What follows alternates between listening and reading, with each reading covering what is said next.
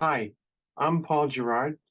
We're at Oral Wellness Center today, and the subject is teaching yoga for sleep workshops. The first thing that I want to mention about um, sleeping and getting sleep is that a lot of people are actually tapped out, so that there's going to be some things where, for some people, they need a lifestyle change and that might not be entirely possible. So, what we do as far as teaching is we're making a service accessible for them to be able to come to a workshop and gain some knowledge and work on it at home. Or you may, if you have a lot of success, what happens is you may end up running a workshop once a month or possibly once a week. Um, so, Another thing, as far as uh, people and worrying at night or waking up and worrying, I think if someone has a lot of problems and they're bothering them and keeping them up at night, best to write them down on a list and leave them either on the kitchen table where they sit or near their computer, either right on top of their laptop or near the desktop. So that's an idea of just having something to work on tomorrow and putting it aside for sleep cycle. The other method that we might say as far as sleep is doing a bedtime yoga routine. So this is uh, an asana practice. It might There might be sankalpa, there might be um, some kind of mantra, there might be also any number of, um, say, pranayama techniques that someone could try. Um, for asanas, legs up the wall, child's pose, the wide knee variation of child pose is um, a lot of people have a lot of success with that. Shavasana, of course, happy baby.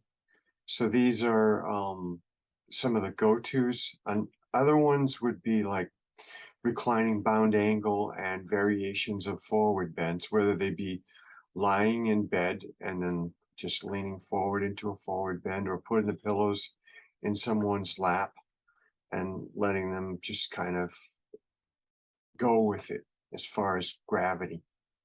Um, as far as meditation, I think that it's easy if you keep it simple.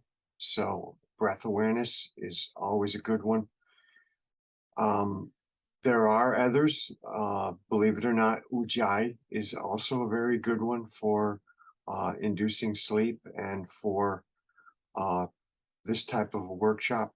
So it's something you might want to investigate into. Most people don't think of Ujjayi as being that type of a technique, but yet it is.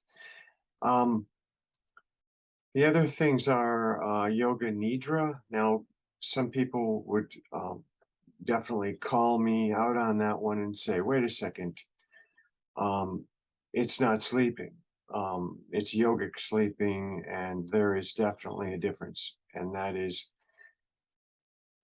for example, yoga nidra, you're basically straddling the fence.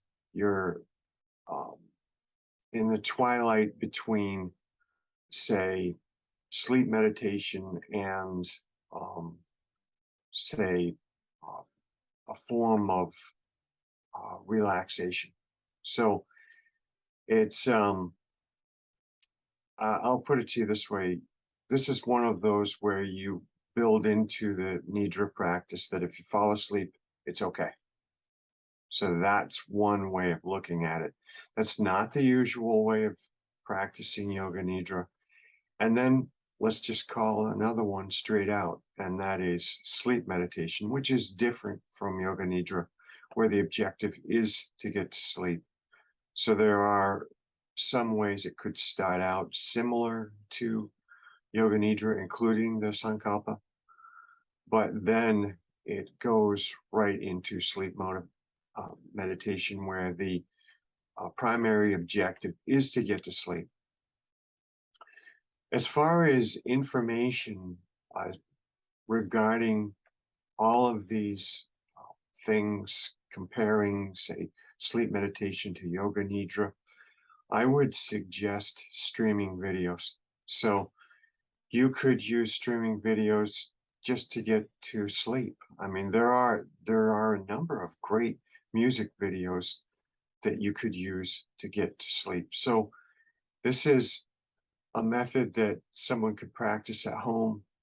Um, and the other point is some people might find music where it upsets them for one reason or another. They can't get to sleep with the music on. Um, Not my call. I'm going to say it's very much an individual thing. So I would say try both methods with or without music, see what works, and go with what you get results from. It's not always what someone put out there on paper that is something that worked for them. It might, or a group, it might be something where the individual is different. So I would say results speak for themselves, and it's very much an individual process. With that in mind, I'd like to wish you farewell and happy sleeping. Namaste.